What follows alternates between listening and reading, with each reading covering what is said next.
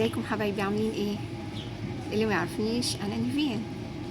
انا النهارده جايه نعمل مع بعض طريقه عمل الخبز او العيش بطريقه جميله وحلوه. يمكن احنا كنا مفتقدينها كده هنا في ايطاليا، لان هم هنا العيش بتاعهم شويه زي العيش فينو، مش الفينو، مش عارفة أسميه إيه. ممكن زي العيش اللي كان بيبقى في الصعيد، العيش اللي بنسميه الشمسي أو كده. فهو هنا مشهورين بيه قوي يعني. فطبعا كان الواحد في فترة كبيرة الواحد بيحب إن هو عايز يعمل البانينو، العيش قصدي العيش اللي احنا بنعمله في مصر.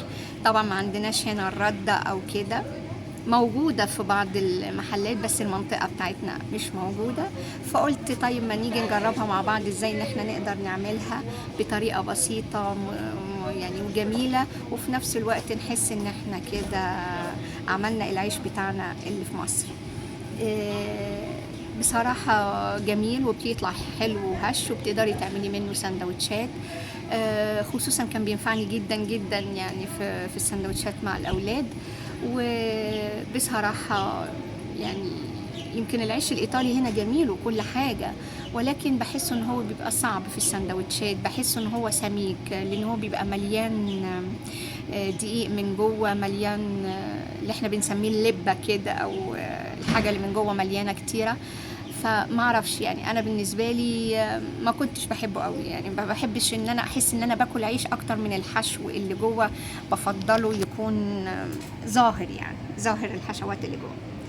على العموم يعني انا عايزه اقول لكم تعالوا نجرب مع بعض ازاي نقدر نعمله ويبقى سهل وبسيط، وان انت تقدري تعمليه في البيت بطريقه مبسطه.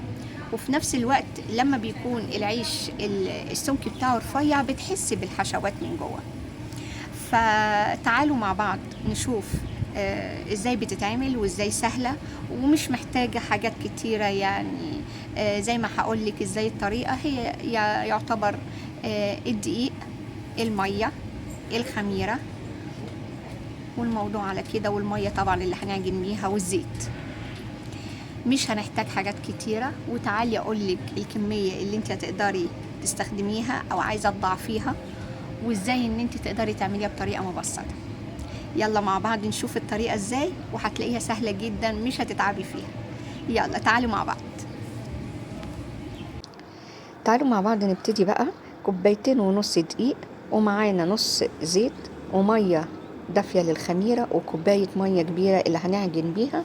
طبعا مقدار كمان الخميرة، يعني لو المكعبة صغيرة كده 8 جرام بناخد كمان ربعها اكتر يعني حاجة صغيرة جدا.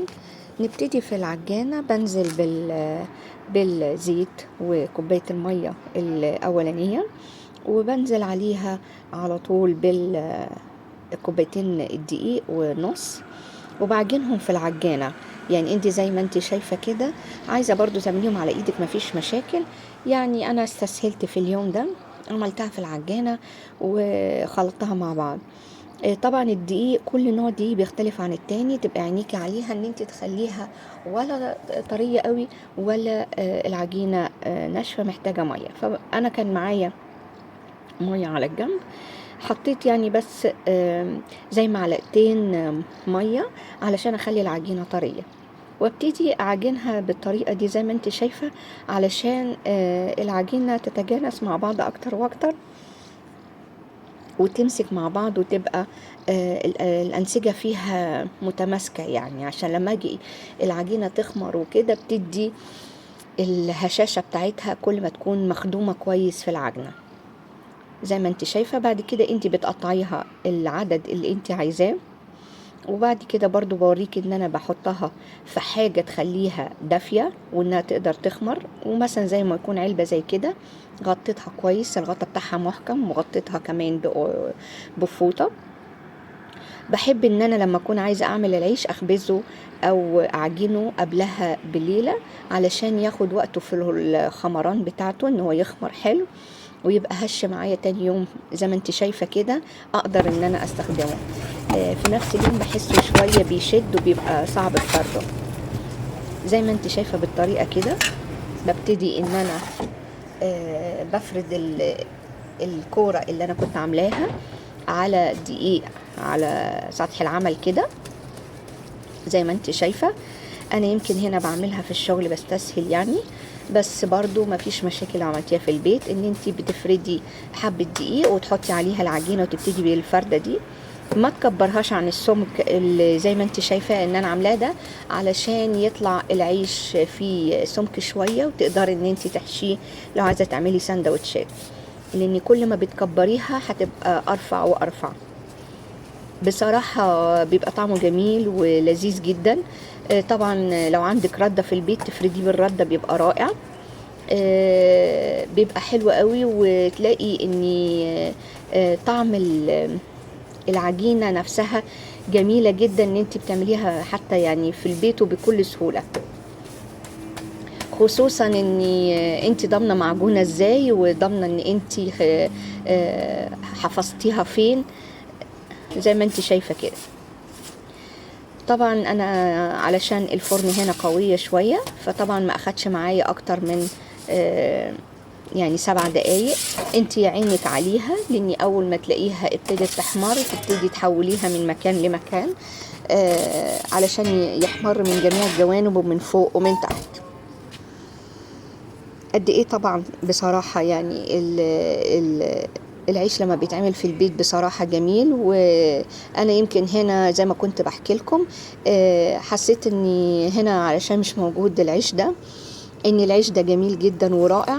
ده انا حتى يعني بصراحة اصدقاء ليا كتير يعني بيمروا عليا وعند في الشغل وكده وبياخدوا مني العيش ده، يقولوا لي اشخاص اصحاب ايطاليين على فكرة. طبعا المصري احنا كلنا عارفينه، كلنا تقريبا بنعمله في البيت، بس انا بتكلم على الايطالي بيبقى مش عارف العيش ده. فكذا مرة كان حتى يعني يدخلوا ويقولوا لي ايه المنفوخ اللي انت عاملاه ده، اقول لهم ده عيش، فيقولوا طب ممكن نجربه، اقول لهم طبعا اتفضلوا. من ساعتها بقى ادمان يعني مش انا بس، حتى كل اصدقائي اللي جنبي هنا بقى كله بيحب انه ياكل معايا العيش ده، لاني بيقولوا لي جميل ومشبع، وفي نفس الوقت زي ما كنت بحكي لكم تقدروا ان انتوا تعملوا فيه اي حشوات عكس العيش بتاعنا الايطالي التاني ده.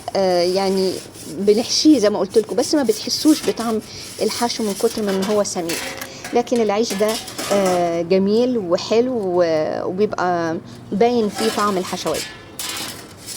حبيت اوريهولك ان انا غيرته من مكان لمكان اهو، وبصي شكله لما طلع منفوخ وحلو وجميل.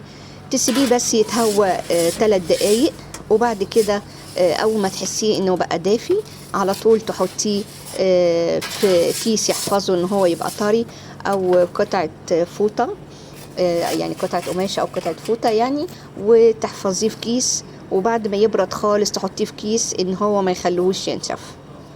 قد ايه جميل بصراحة ورائع. انا بوريك ان انا مهويته على شبكة زي كده لمدة 2-3 لحد ما احس ان هو هدي شوية كده من السخونة بتاعته، وبعد كده ألفه كويس علشان يبقى طري ويقعد معايا يعني يومين. أنا بعمل بصراحة بحب أعمل كل يومين كده، بيقعد معايا يومين، نعمل منهم سندوتشات وناكل منهم، بيبقى جميل جدا. أتمنى تكون الطريقة بسيطة ولذيذة وتقدري ان انت تنفذيها. اكتبي لي في التعليقات آراء حضراتكم، أنا بتبسط لما بعرف آرائكم، وأشوفكم في الفيديو الجاي. باي باي.